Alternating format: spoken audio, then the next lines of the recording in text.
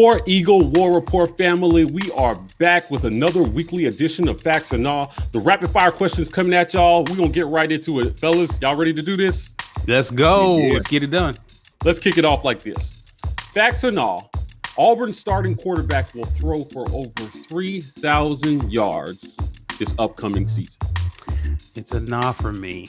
And not because I don't think we have a capable quarterback. I just think that Auburn's strength this year will be the run game.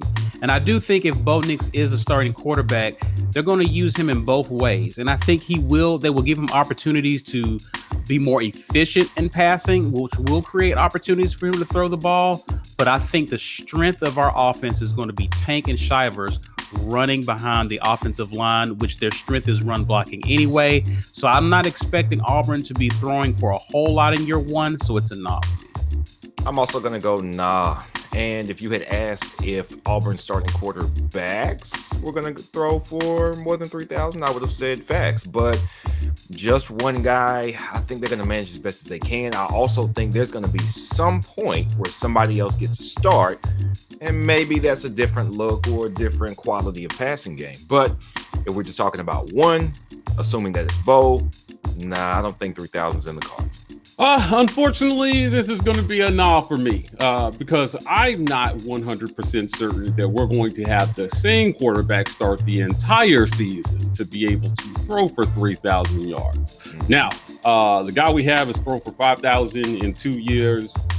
I really see us being a lot more run heavy. So even if he does end up starting the whole season, I don't think that the coaches are going to put him in a position where he's going to be throwing for much more than 2,500 yards. If we're throwing the ball that much, it probably means we're playing a lot of catch up instead of ball control.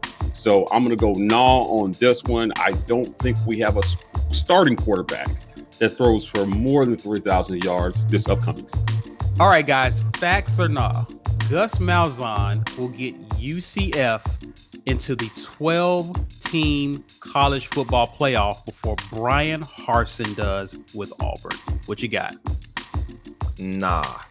And the reason it's a nah is because the earliest that the 12-team playoff can start will be after the 2023 season. By 2024, Gus Malzahn has enough time for everybody else that he's recruiting to realize he doesn't know what he's doing. Then he's right back in the situation like we were at Auburn. If you had asked me if he was getting to it next year, different story. I think he's got the ability to create some high energy and do good with the recruits they got there. But 2024 being the first season is going to be enacted, that's way too much time for Gus to start to mess stuff up over there. So, nah. I'm gonna go ahead and go hashtag agree with B on this one and go nah. The playoff, the 12-team playoff isn't slated to start until 2023, and by 2023, I expect Bryan Harsin to have Auburn in a position to finish, top 10 in the nation. What we're going to see by that year is that the recruits that he's bringing in his process is going to start to take hold. So if that's not happening by 2023, I'll be pretty disappointed. And, for Gus, on Gus's end, he maybe has a chance to slide in as an automatic bid as the 6th conference champion. But like B said, I think that's enough time for him to kind of expose himself a little bit. So I'm going to go nah on this one. Well, guys, I'm going to agree with B and G and go nah here as well. No. I think that we have to keep in mind that Malzahn is going to be facing off against Luke Fickell at Cincinnati, who's going to be a thorn in his side. We've seen what Cincinnati did with Georgia in the bowl game. This is a quality program that he's running. Aside from what anything Auburn does, Malzahn is going to have his hands full just trying to get out of that conference, battling against Cincinnati. We've seen the rise that program is making, so he's going to have his hands full. As for Harsin, my expectation is that he begins to get his program running the way that he wants it. We've seen the track record he's made in terms of his programs being successful and consistent over a period of time. We've seen a lack of consistency with Malzahn during his 9-year career as a head coach. I expect that by the time that the 12-man playoff is around, Auburn's program is ascending. People may start figuring Malzahn out. So it's a nah here for me. All right, fellas, facts or nah? Auburn will end its road losing streak to LSU before it does to Georgia. What do you think? I'm actually going to go nah here. I think that Death Valley is a much harder place to go play than Athens is. And that is also the longer of the two streaks. We have not beaten, we haven't beaten LSU at LSU since the late 90s. I just don't see that happening quite yet. But I do think there's some opportunities to go up and beat what can be an inconsistent Georgia offense at times with what should be a very, very potent Derek Mason defense. So I see that happening on the road at Georgia before I do at LSU. So I'm going to go nah on this one. I think that Auburn actually goes into Athens and pulls out a win before we end the losing streak at LSU. I'm going to go nah here as well. I just don't have Auburn beating LSU this year. I think that by the time Auburn begins to get his legs up under them and Harsin begins to really establish his footprint with this program and they begin to take on his identity and the program starts heading in the right direction, I think that Auburn will be in a better opportunity to actually win a big game of this magnitude on the road next year.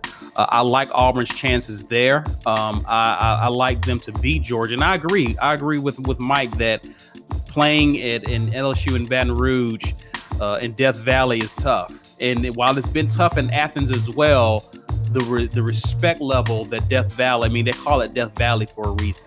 In year two, I think Auburn will be a much more tougher team on the road. I think that they'll be a better team. And so I'm going to go with nah here. Even though I want to see it happen, I think it's more likely we do it at Georgia before we do it at LSU. I'm going to avoid the clean sweep and say facts. And it's because I am not quite sold on LSU stock over there, particularly their coaches. They lost the best defensive coordinator they probably had since Nick Saban was there and Dave Aranda after they won that championship. So even though they did lose a lot of talent, they lost a lot of coaching talent as well. Joe Brady went to the NFL, and even though he wasn't the offensive coordinator, he was the mind that turned that thing from average offense into a Heisman-winning national championship offense. It's not that they can't keep putting it together. They've always gotten talent, but do I trust Georgia's defense to be elite at home? Yes. Do I know for sure that LSU's defense is going to be elite at home? Not really. I think we got a better chance of catching them slipping than we do Georgia. So I'm going to say facts. All right, guys, you know what time it is.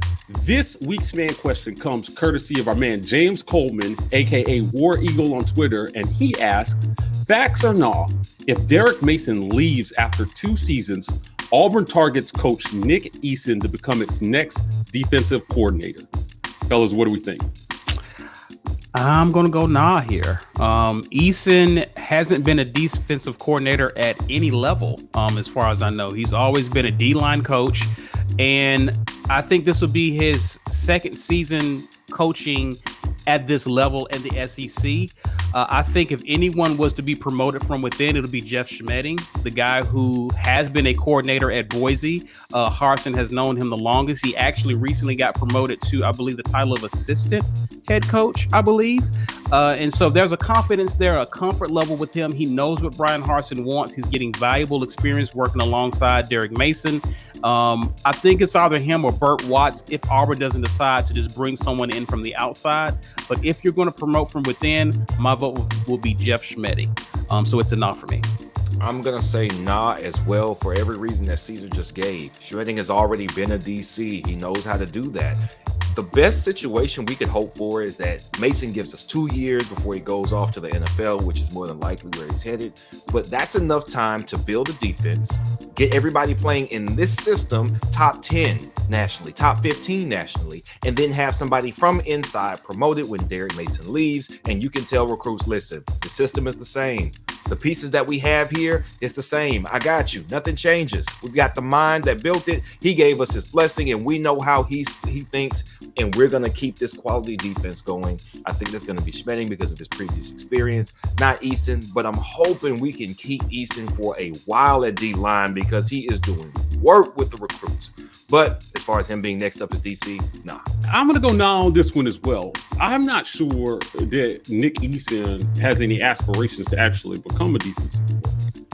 And I actually see him making the jump back to the pros before I see him becoming a college defensive coordinator. He's a high energy guy. I think that he likes to be more hands-on with players. Sometimes it's hard to do that as a defensive coordinator because you have to see the bigger picture. I think he'll do great at Auburn. I'm not sure that he, has the makeup really to be a more technical guy that you need your coordinators to be. So while I like Nick Easton and I like what he brings to the table, I'm going to go nah on this one. I don't think D coordinator is in his future at all. Hey, that's another great edition of Facts or Nah. We want to be able to get your fan questions, so please add us on Twitter. That's at The War Report, hashtag Facts or Nah. Send your questions in so you can have your question featured weekly on our show. Other than that, hit us up on all our social media. We are at The War Report on Twitter and Instagram, TW Report on TikTok. Gentlemen, we're signing off, and as always, War Eagle. War Eagle.